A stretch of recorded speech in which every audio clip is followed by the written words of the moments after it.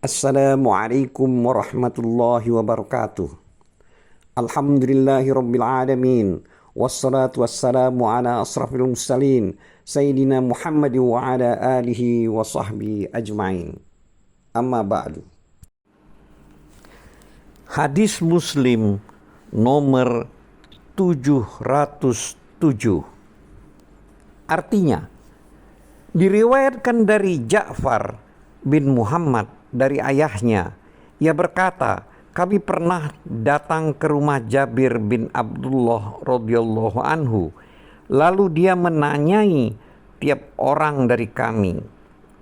Setelah aku ditanya, maka aku katakan, aku adalah Muhammad bin Ali bin Husain. Maka dia mengusapkan tangannya pada kepalaku. Lalu dia melepas kancing bajuku yang atas dan melepas pula kancing bajuku yang bawah.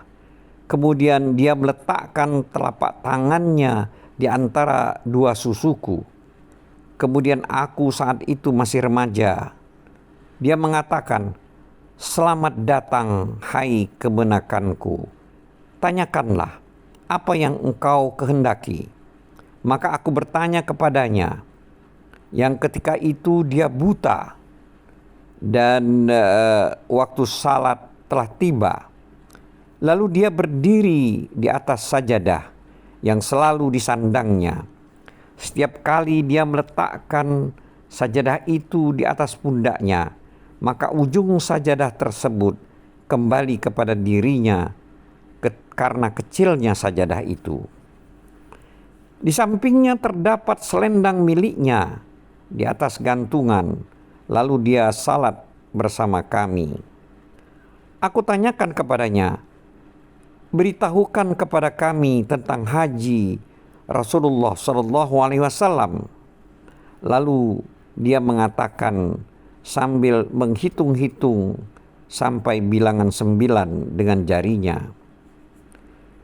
Kata dia, sesungguhnya Nabi SAW telah tinggal di Madinah selama 9 tahun. Namun beliau belum berhaji. Kemudian pada tahun yang ke-10, beliau mengumumkan bahwa Nabi SAW akan berhaji. Sehingga banyak orang hadir ke Madinah yang semuanya ingin turut bersama dengan Rasulullah SAW dan melakukan amal ibadah seperti Nabi SAW. Kami pun berangkat bersama beliau. Ketika kami tiba di Zulhulaifah, Asma bin Umais melahirkan Muhammad bin Abu Bakar radhiyallahu anhu. Lalu Asma mengutus seseorang kepada Nabi SAW. Bagaimana seharusnya yang dia perbuat? Nabi SAW bersabda, mandilah, lalu kenakan pembalut, kemudian berikhramlah. Nabi SAW sholat 2 rakaat di masjid Zulhulaifah. Setelah itu beliau naik ontanya yang bernama Kashwa. Sesudah sampai di Baida, aku lihat sekeliling ternyata banyak sekali orang yang berkendaraan dan yang berjalan kaki di muka Nabi SAW. Demikian pula di kanan kiri beliau dan di belakang beliau. Yang ketika itu Rasulullah SAW berada di belakang kami dan beliau sedang menerima wahyu Al-Quran. Beliau memahami maksudnya dan apapun yang beliau lakukan, kami pun melaksanakannya. Rasulullah SAW memulai ihram dengan bacaan talbiyah yang berisi tauhid. Labbaik Allahumma labbaik, labbaik la syarika laka labbaik, innal hamda wan ni'mata laka wal mulk la syarika lak. Yang artinya, aku datangi panggilanmu ya Allah, tiada sekutu bagimu. Aku datangi panggilanmu, sesungguhnya segala puji, kenikmatan, dan kerajaan, kekuasaan adalah milikmu, tiada sekutu bagimu. Orang-orang pun bertalbiyah seperti talbiyah Nabi SAW itu, dan beliau tidak melarang mereka untuk mengucapkannya, serta beliau terus mengucapkan talbiyahnya. Kata Jabir radhiyallahu anhu, kami tidaklah berniat melainkan untuk berhaji. Kami belum mengenal umroh. Setelah kami sampai di Baitullah bersama Rasulullah SAW, beliau mengusap mencium Hajar Aswad. Beliau tawaf dengan berlari kecil 3 kali dan berjalan biasa 4 kali. Lalu beliau masuk ke maqam Ibrahim alaihissalam. Kemudian beliau membaca ayat, yaitu surat Al-Baqarah ayat 125, yang artinya, jadikanlah maqam Ibrahim sebagai tempat sholat. Beliau menempatkan posisi makam di antara dirinya dengan Baitullah.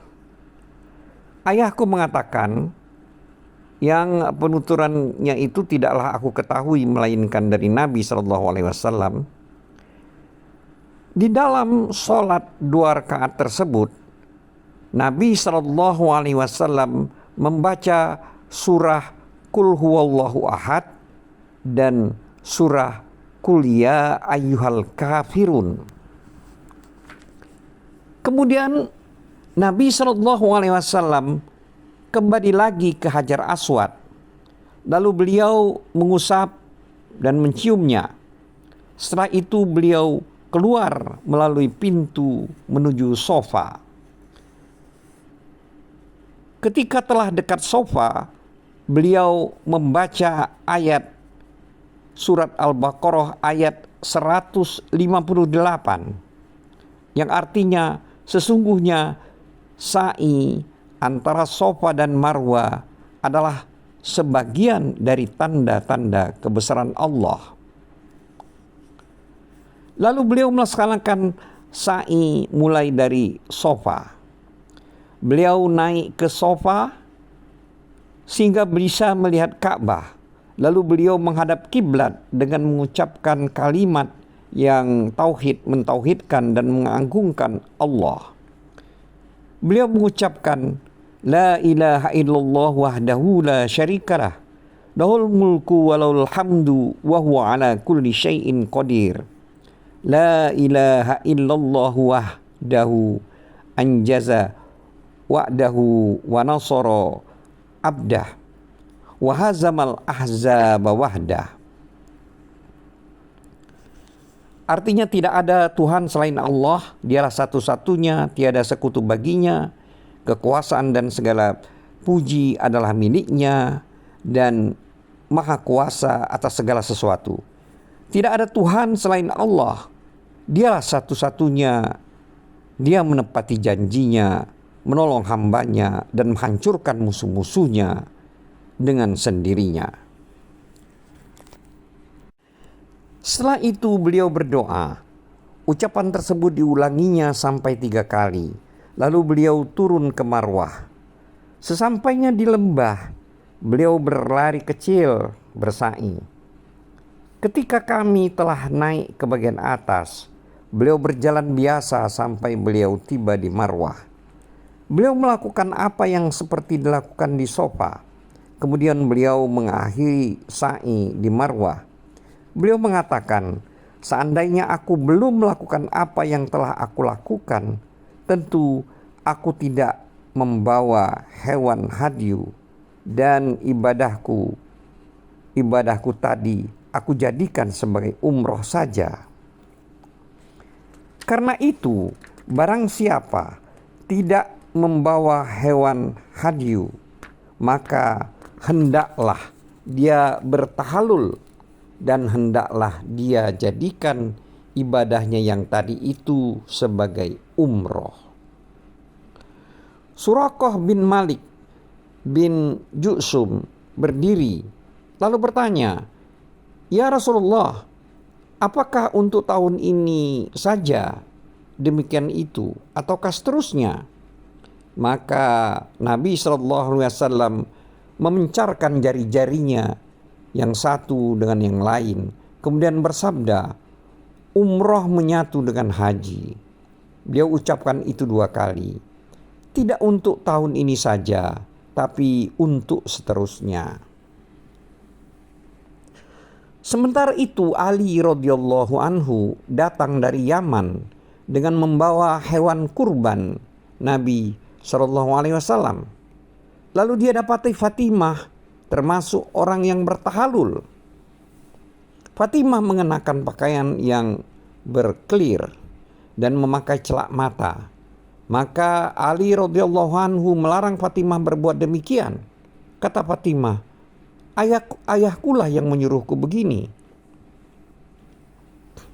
Kata Jabir, Ali radhiyallahu anhu pernah mengatakan di Irak, kemudian aku pergi menemui Rasulullah SAW untuk meminta fatwa atas apa yang telah diperbuat oleh Fatimah. Lalu aku tuturkan kepada beliau bahwa aku melarang Fatimah seperti ini, seperti itu. Rasulullah SAW menjawab, Fatimah benar, Fatimah benar. Tanya Nabi SAW, apa yang kau ucapkan ketika kau hendak melakukan haji? Jawab Ali, aku mengucapkan, ya Allah, aku berniat memasuki ibadah haji seperti yang dicontohkan oleh Rasulmu. Aku membawa hewan hadyu, maksudnya di sini adalah hewan kurban. Kata Nabi, janganlah kamu bertahalul. Kata Jabir, jumlah hewan kurban yang dibawa oleh Ali dari Yaman dan yang dibawa Nabi SAW mencapai 100 ekor. Kata Jabir, orang-orang semuanya bertahalul dan memotong rambut, kecuali Nabi SAW dan orang yang tidak membawa hewan kurban. Pada hari Tarwiyah, mereka menuju Mina, lalu memulai ibadah haji. Rasulullah SAW berangkat dengan naik kendaraan. Beliau kemudian melakukan sholat zuhur, asar, maghrib, isya, dan subuh. Lalu beliau berhenti sebentar hingga matahari muncul. Beliau menyuruh kami agar dibuatkan tenda dari bulu dinamirah. Lalu beliau berjalan. Orang-orang Quraisy yakin bahwa Nabi SAW pasti akan berhenti di Masy'aril Haram, sebagaimana yang diperbuat oleh orang-orang Quraisy pada masa jahiliyah. Tetapi Nabi SAW terus saja hingga tiba di Arafah. Lalu di sana di Namirah beliau telah mendapati tenda yang dibuat untuk beliau. Kemudian beliau memasukinya. Setelah matahari condong, beliau memerintahkan agar ontanya yang bernama Kaswa disiapkan, lalu berangkat membawa beliau. Sesampainya di tengah lembah beliau berpidato. Kata beliau, sesungguhnya menumpahkan darah dan merampas harta sesamamu adalah haram, sebagaimana haramnya berperang pada hari ini, di bulan ini, dan di negeri ini. Ketahuilah bahwa segala aturan pada masa jahiliyah telah tunduk terhadap aturanku. Tebusan darah pada masa jahiliyah juga telah terhapus, dan tebusan darah yang pertama-tama aku hapuskan adalah darah Ibnu Rabi'ah bin Haris yang masa kecilnya disusui di Bani Sa'ad lalu dibunuh oleh suku Huzail. Riba pada masa jahiliyah juga telah kuhapuskan. Dan riba yang aku hapus pertama kali adalah riba Abbas bin Abdul Muttalib. Riba itu telah dihapus semuanya. Bertakwalah kepada Allah dalam urusan wanita, karena kalian mengambil mereka atau memperistrikan mereka sebagai amanat Allah. Mereka itu halal bagi kalian dengan menepati kalimat Allah, dan mereka harus menjaga diri agar istri kalian tidak mengizinkan orang lain yang tidak kalian senangi mendekati mereka. Jika mereka melakukan itu, maka pukullah mereka dengan pukulan yang atau membahayakan. Kalian wajib menafkahi dan memberi mereka pakaian dengan cara yang baik. Sungguh, aku meninggalkan atau mewariskan sesuatu yang ada di kalangan kalian, yang kalian tidak akan tersesat jika berpegang teguh dengannya, yaitu Al-Quran. Kalian akan ditanya mengenai diriku, lalu bagaimana nanti jawaban kalian? Orang-orang mengatakan, kami bersaksi bahwa Anda benar-benar telah menyampaikan risalah. Anda telah menunaikan tugas dan telah memberi kami nasihat. Maka beliau berkata dengan mengangkat jari telunjuknya ke atas dan diarahkannya kepada orang banyak. Ya Allah, saksikanlah. Ya Allah, saksikanlah. Ya Allah, saksikanlah. Kemudian beliau menyerukan azan, lalu iqamat. Kemudian sholat zuhur. Setelah itu iqamat lagi, lalu sholat asar tanpa melakukan sholat sunat apapun di antara keduanya.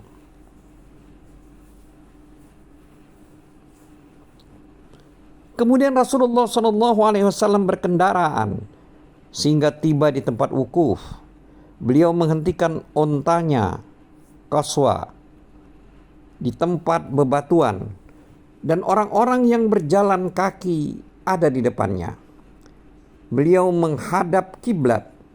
Beliau senantiasa melakukan wukuf sampai matahari terbenam dan mega kuning sedikit hilang dan sorot matahari di atas telah hilang.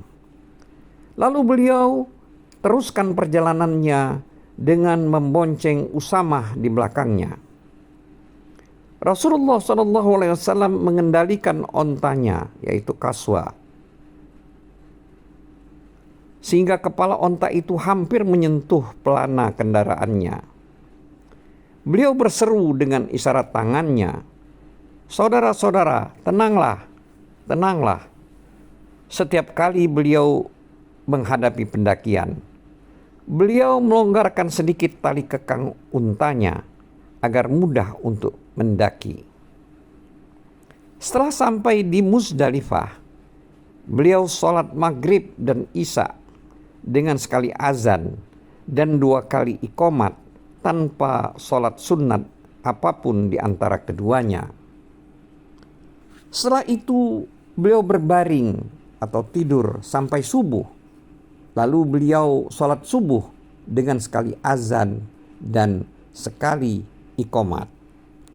Kemudian beliau menaiki untanya Qaswa hingga tiba di Masy'aril Haram. Lalu menghadap kiblat, kemudian berdoa, bertakbir, bertahlil, dan mengucapkan kalimat tauhid. Nabi SAW senantiasa berhenti hingga langit kekuning-kuningan. Lalu beliau berangkat sebelum matahari terbit dengan membonceng Fadl bin Abbas, seorang laki-laki yang berambut bagus dan berwajah cerah. Kemudian ketika Rasulullah berangkat, ada orang-orang perempuan yang lewat, hingga Fadl mulai memandang mereka. Lalu Nabi SAW menutup tangannya pada wajah Fadl di arah lain tersebut, di mana Fadl memandang para wanita itu. Sesampainya di tengah lembah Muhasir, beliau mempercepat sedikit untanya, lalu menempuh jalan tengah yang langsung menembus ke Jamrah Kubra, sehingga tiba di Jamrah yang dekat dengan pohon. Lalu beliau melempar dengan 7 buah kerikil dengan bertakbir pada setiap kali lemparan. Yang kerikil tersebut tidak terlalu besar. Beliau melempar dari tengah lembah. Setelah itu beliau kembali ke tempat penyembelihan. Lalu beliau menyembelih 63 ekor hewan kurban dengan tangan beliau sendiri. Kemudian sisanya beliau serahkan penyembelihannya kepada Ali radhiyallahu anhu sebagai kurban para jamaah. Beliau memerintahkan agar setiap hewan kurban diambil sedikit lalu dimasak di dalam periuk. Maka mereka berdua memakan daging itu dan meminum kuahnya. Setelah itu Rasulullah Shallallahu Alaihi Wasallam naik kendaraan menuju Baitullah untuk tawaf. Beliau salat zuhur di Mekah. Kemudian beliau mendekati Bani Abdul Muthalib yang sedang mengambil air minum di Zamzam.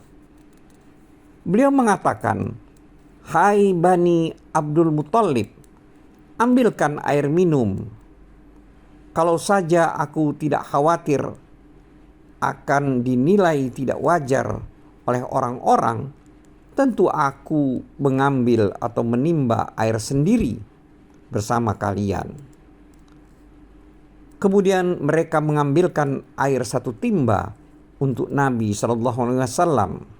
Lalu beliau minum. Wallahu a'lam bissawab. Wabillahi taufiq wal hidayah. Wassalamualaikum warahmatullahi wabarakatuh.